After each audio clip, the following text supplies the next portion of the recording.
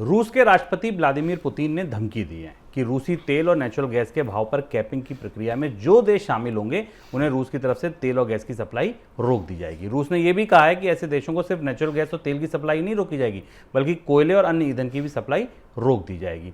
G7 देश रूसी तेल के भाव पर कैपिंग की योजना बना रहे हैं और यूरोपियन यूनियन ने भी अब गैस के भाव पर कैपिंग की बात कही है। सर, पुतिन को डर किस बात का है कि हम सप्लाई रोक देंगे? लगता है उनको कि कैपिंग से ज़्यादा डर रहे हैं पुतिन? हाँ, पुतिन को कैपिंग का बड़ा डर है। कैपिंग की वजह दो वजह है कि एक तो हम अगर पिछले 7-8 महीनों की पूरी प्रक्रिया देखें तो अमेरिकी यूरोपियन अर्थव्यवस्थाओं को इस युद्ध से नुकसान हुआ है, वो मंदी के करीब खिसक गई हैं, वहाँ महंगाई हुई है। पर अगर हम आर्मी की या डिफेंस की भाषा का इस्तेमाल करें तो कोलेट्रल डैमेज पुतिन को भी उतना ज़्यादा हुआ है। यानी इस हमले से रूस की अर्थव्यवस्था बुरी तरह चौपट हो गई। रूस के पास निर्यात के सीमित विकल्प हैं। रूस बेसिकली कमोडिटीज़ का निर्यातक है, उसमें भी तेल, गैस, कोयला उसके प्रमुख निर्यात हैं। चूँकि बाकी चीज़ें जो बाज़ार में रूस भेजता है, चाहे वो अनाज हो या फर्टिलाइज़र के रॉ मटेरियल हो, इनकी सेल्स पर प्रतिबंध लगा हुआ है, सैंक्शंस लगा हुआ, और दुनिया के देशों ने उनसे कारोबार बंद कर दिया है। केवल एक पाइपलाइन खुली हुई थी जिस पाइपलाइन से गैस और तेल जा रहा था और वहां से पैसा रूस के पास आ रहा था।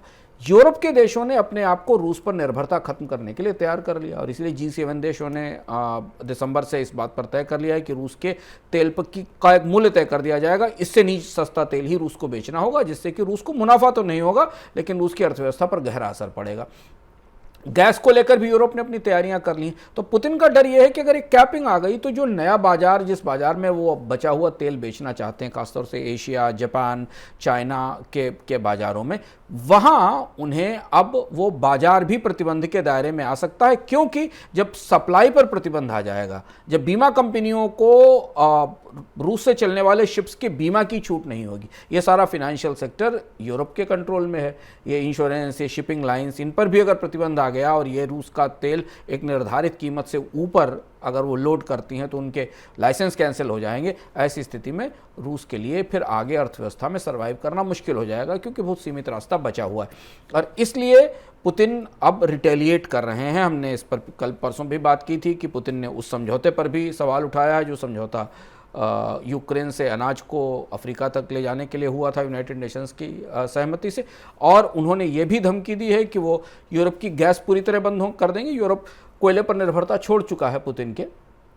कच्चे तेल की थोड़ी सप्लाई पाइपलाइन के जरिए और गैस की सप्लाई अभी जारी है।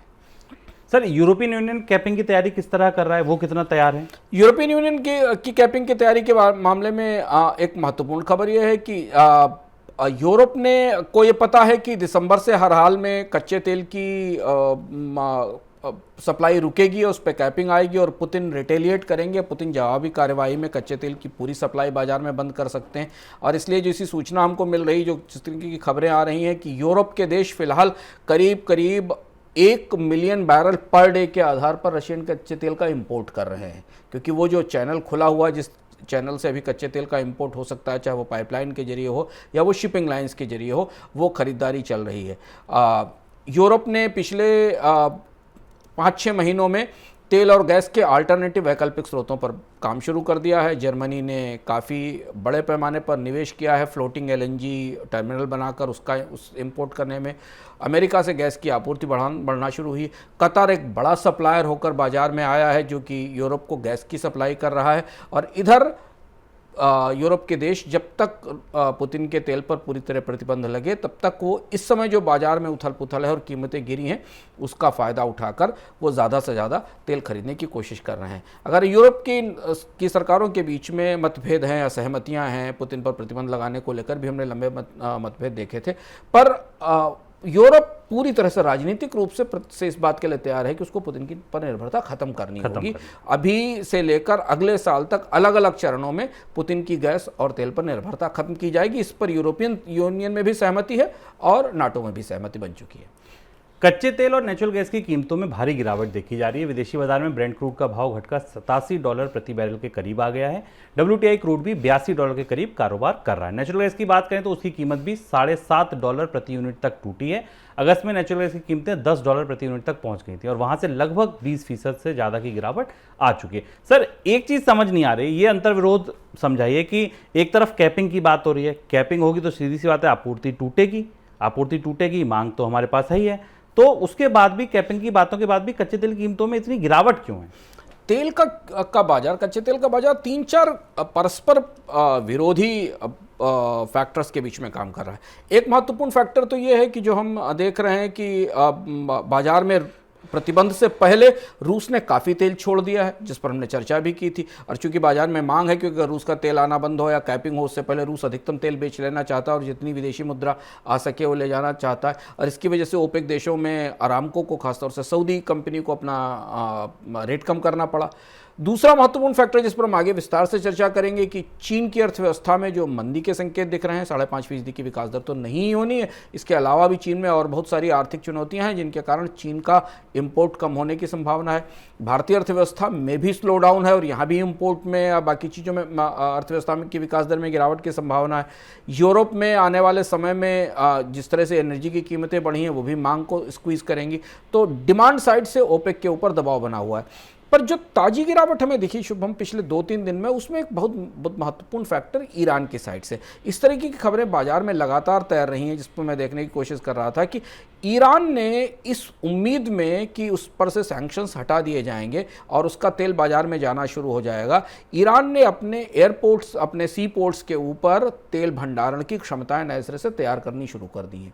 अंदर से हिंटरलैंड से तेल अब ईरान के बंदरगाहों पर आने लगा है। और ये माना जा रहा है कि जो ताज़े आंकड़े हमारे पास हैं उस हिसाब से ईरान में कम के अलग अलग बंदरगाहों के ऊपर कई शिप्स पहुंच रहे हैं जिन पर जो अब वहां से तेल ले जाएंगे। अभी स्पष्ट रूप से अमेरिका या यूरोप ने यह नहीं कहा है कि ईरान से प्रतिबंध हटाया जाएगा, लेकिन ये माना जा रहा है कि ईरान का तेल जल्दी ही बाजार में दिखाई देने लगेगा। करीब 93 मिलियन बैरल ईरानियन क्रूड और क्रूड से जुड़ा हुआ जो कंडेंसेट होता है उसके शिप्स अभी पर्शियन गल्फ में खड़े हुए हैं। और ये शिप्स अगर ईरान का तेल लेकर बाजार में जाते हैं तो फिर बाजार का मांग आपूर्ति का संतुलन बुरी तरह बिगड़ेगा।